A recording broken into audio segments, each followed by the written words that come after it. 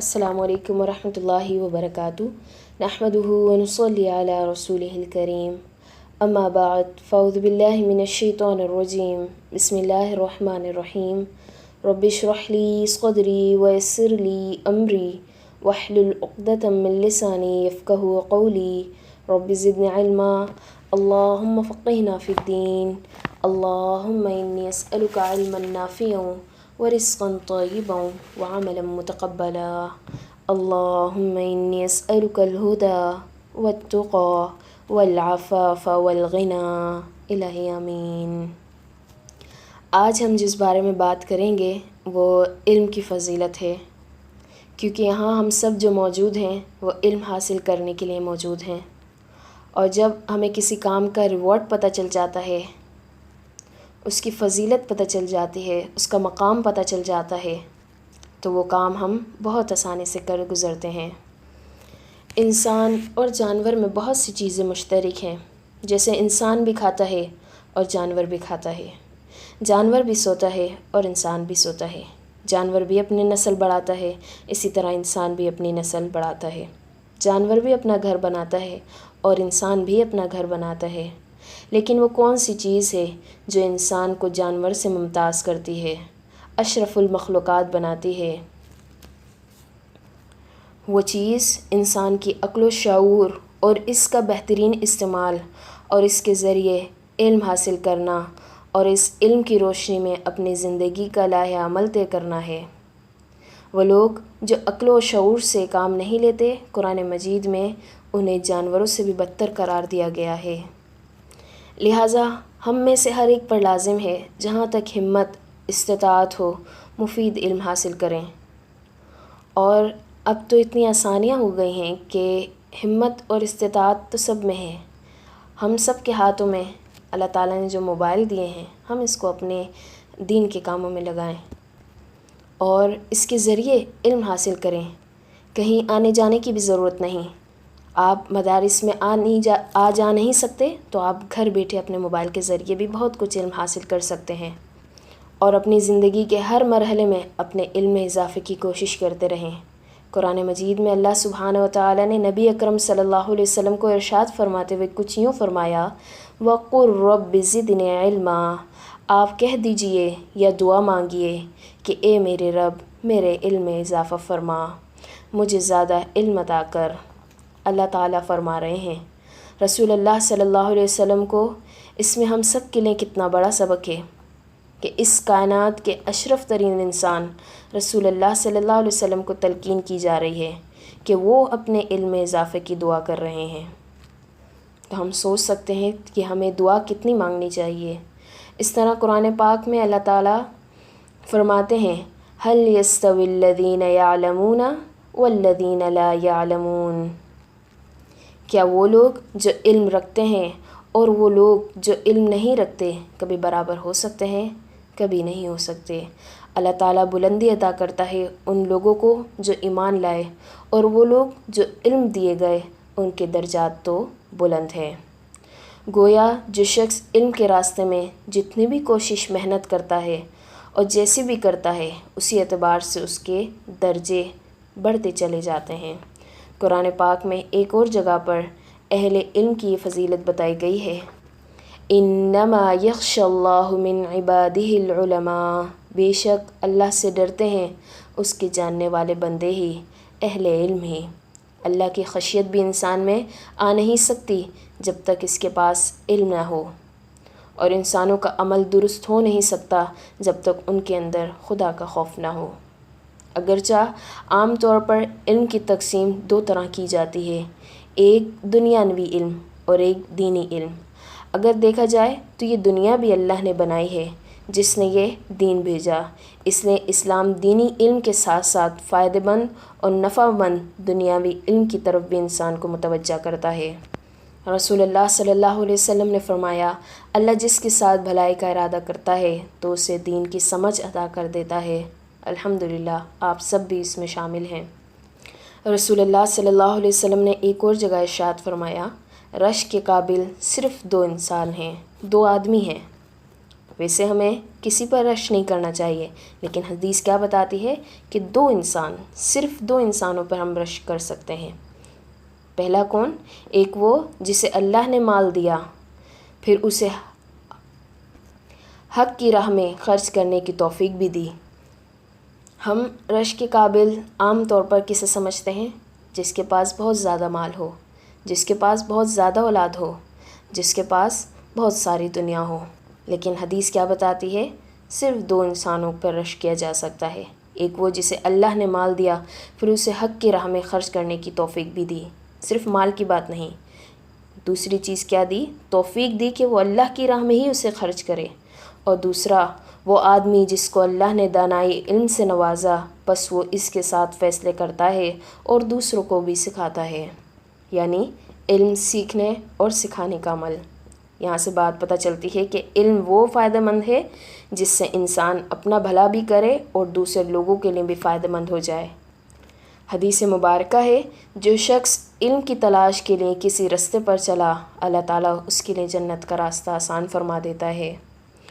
لوگوں کا عام طور پر یہ خیال ہوتا ہے کہ اگر علم جان لیں گے تو عمل کرنا پڑے گا، پھر زندگی بڑی دشوار ہو جائے گی، نعوذ باللہ۔ حالانکہ علم عمل کے راستوں کو آسان کرتا ہے، عمل کے لیے انسان کو جرأت دیتا ہے، عمل کے لیے انسان کو آگے بڑھاتا ہے اور ہمت دلاتا ہے۔ اس لیے ایک اور حدیث میں علم کے لیے گھر سے نکلنے والے کو مجاہد فی سبیل اللہ کا درجہ دیا گیا ہے۔ جو شخص علم کی جستجو میں نکلتا ہے تو جب تک وہ واپس نہیں آتا، وہ فی سبیل اللہ ہے، یعنی اللہ کے راستے میں ہے، یعنی بہت بڑا اجر و ثواب کا کام کر رہا ہے۔ علم کے لیے وقت کی قید نہیں، نہ ہی عمر کی قید ہے۔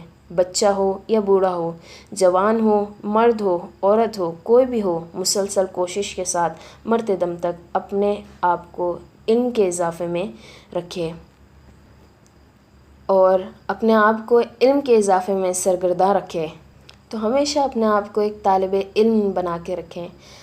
کوئی زندگی کا کوئی عمر قید نہیں ہے کہ اتنی ایج بڑی ہو گئی ہے تو میں علم نہیں حاصل کر سکتی، یا میں اتنی بڑی ٹیچر ہو گئی ہوں تو میں علم نہیں حاصل کر سکتی۔ نہیں، اپنے آپ کو طالب علم بنا کے رکھیں تاکہ یہ سب فضائل آپ کو اللہ تعالیٰ نوازتا رہے۔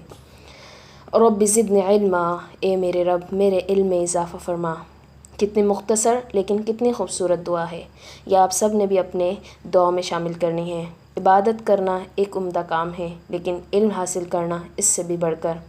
رسول اللہ صلی اللہ علیہ وسلم نے فرمایا، بے شک اللہ تعالیٰ، اس کے فرشتے، اب دیکھیں کون کون، اللہ تعالیٰ، اس کے فرشتے، آسمان اور زمین کی مخلوق، حتیٰ کہ چونٹی اپنے بل میں، مچھلی تک پانی میں، لوگوں کو بھلائی سکھانے والوں پر رحمت کی دعائیں کرتی رہتی ہیں۔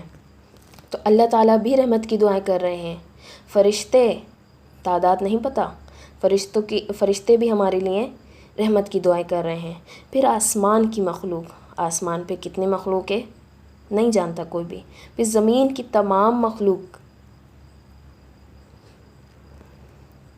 رحمت کی دعائیں کر رہی ہے، حتیٰ کہ چونٹی اپنے بل میں، چونٹیاں کتنی ہوتی ہیں کاؤنٹ نہیں کر سکتے، اسی طریقے سے مچھلیاں پانی میں لوگوں کو بھلائی سکھانے والوں پر رحمت کی دعائیں کرتی رہتی ہیں۔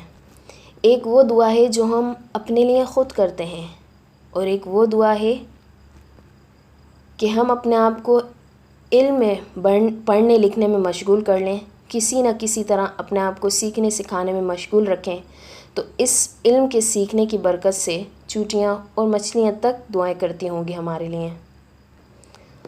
کون شخص ہے جو دعاؤں کا محتاج نہیں، اور کون ایسا ہے جسے دعا نہیں چاہیے؟ اور اگر یہ مخلوق جو بے گناہ مخلوق ہے وہ آپ کے لیے دعائیں کرے گی تو پھر کیسے نہیں آپ رحمتوں، برکتوں اور سعادتوں کو پائیں گے۔ اپنی بات کا اختتام ایک اور حدیث کے ذریعے کروں گی۔ رسول اللہ صلی اللہ علیہ وسلم نے فرمایا، جو شخص ایسے راستے پر چلے جس میں وہ دین کا علم تلاش کرے تو اللہ تعالیٰ اس کے لیے جنت کی طرف کا راستہ آسان کر دیتا ہے، اور فرشتے طالب علم کے لیے اس کے اس عمل سے خوش ہو کر اپنے پر بچھا دیتے ہیں۔ سبحان اللہ۔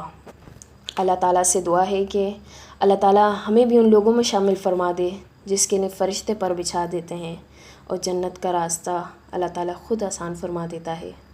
اللہ تعالیٰ آپ سب کی کوششوں کو قبول فرمائے اور استقامت دے۔ آپ خود بھی دعا کریں کہ اللہ تعالیٰ مجھے جو بھی کام اسٹارٹ کر رہی ہوں پڑھنے لکھنے کا، اللہ تعالیٰ اس میں استقامت دے، کیونکہ جس میں استقامت نہیں ہوتی وہ آتا ہے اور چلا جاتا ہے، اور جو بھی کمٹمنٹ کرتا ہے وہ پورا نہیں کرتا۔ اس نے اپنے آپ کے اپنے لیے یہ دعا مانگی کہ اللہ تعالیٰ جو بھی میں کام اسٹارٹ کر دیا ہے دین کے لیے، اور یہ گروپ اسٹارٹ کیا ہے تو اس کو اب کنٹینیو ہی رکھنا ہے، اس کے اندر اللہ تعالیٰ آپ سب کو استقامت دے۔ پھر یہ چیز کہ لوگ آپ کو تھوڑا سا نگلیکٹ کرنے کی بھی کوشش کریں گے کہ قاعدہ اس عمر میں قاعدہ پڑھ رہی ہو، اب قاعدہ پڑھ رہی ہو، اپنے بچوں کے ساتھ قاعدہ پڑھ رہی ہو۔ یہ چیز مجھے بہت خوشی دی کہ جب پیرنٹس نے، ماؤں نے اپنے بچوں کے ساتھ ایڈمیشن لیا۔ جب مائیں بہترین پڑھیں گی تو وہ اپنے بچوں کو بہترین پڑھا سکیں گی۔ تو اس بات نے مجھے بہت خوشی دی کہ ماؤں نے اپنے بچوں کے ساتھ ایڈمیشن لیا، تاکہ وہ بچوں پہ بھی اچھے سے نظر رکھ سکیں اور وہ اپنا خود بھی علم حاصل کر سکیں۔ جب مائیں پڑھ کے اپنے بچوں کو پڑھائیں گی تو وہ مائیں اپنے والدین کے لیے صدقہ جاریہ بنائیں گی، اور پھر جب آپ کے بچے کسی دوسرے کے بچوں کو پڑھائیں گے یا اپنے بچوں کو پڑھائیں گے تو انشاءاللہ وہ آپ کے لیے صدقہ جاریہ بنائیں گے، اور مرنے کے بعد صرف یہی چیز کام آنی ہے، کچھ کام نہیں آئے گا۔ صرف جو ہمارا صدقہ جاریہ ہے، علم حاصل کرنا ہے، یہی کام آنا ہے انشاءاللہ۔ ہم چاہتے ہیں کہ ہم اپنے بچوں کو بہتر سے بہتر تعلیم دے سکیں، اچھے سے اچھے اسکول اور مدارس میں ہم ڈالتے ہیں کہ وہ بہت بہترین تعلیم حاصل کریں، سب سے اچھی تعلیم حاصل کریں، لیکن جو ماں اپنے بچوں کو خود پڑھاتی ہے تو اس سے بہتر کوئی ٹیچر بھی نہیں پڑھا سکتی، کیونکہ وہ اپنے بچے کا مزاج خود بہتر جانتی ہے۔ تو اپنے بچوں کو خود پڑھانے کی کوشش کریں، کیونکہ اگر آپ نے ایک الفاظ بھی سکھا دیا تو زندگی بھر جتنی بھی اللہ تعالیٰ نے اس کو زندگی دی ہے، وہ جب تک قرآن پڑھتا رہے گا، اس الفاظ کو پڑھتا رہے گا، تو آپ کو اس کا اجر و ثواب ملتا رہے گا۔ اللہ تعالیٰ آپ سب کی کاوشوں کو قبول فرمائے۔ آج میں نے بہت ساری باتیں کر لی الحمدللہ آپ سے، گروپ کے متعلق بھی، اور پھر تھوڑا موٹیویشنل لیکچر بھی ضروری تھا تاکہ آپ سب کو موٹیویشن ملے اور آپ سب اس کام کے اندر اور آگے بڑھ جائیں، ٹھیک ہے؟ تو آج ہمارا لیسن صرف یہی ہے کہ آپ لوگوں نے یہ دونوں ریکارڈنگ سننی ہے، اور اپنے موبائل میں اگر میوٹ اور میڈیا ویزیبلٹی لگانی ہے تو وہ سب لگا لیجئے، اور آپ کے پاس قاعدہ نہیں ہے تو آپ اپلیکیشن ڈاؤن لوڈ کر لیجئے۔ انشاءاللہ پہلا لیسن کل آئے گا۔ آج کا لیسن یہی ہے کہ آپ کو یہ دونوں ریکارڈنگ سننی ہے، ٹھیک ہے؟ السلام علیکم ورحمۃ اللہ وبرکاتہ۔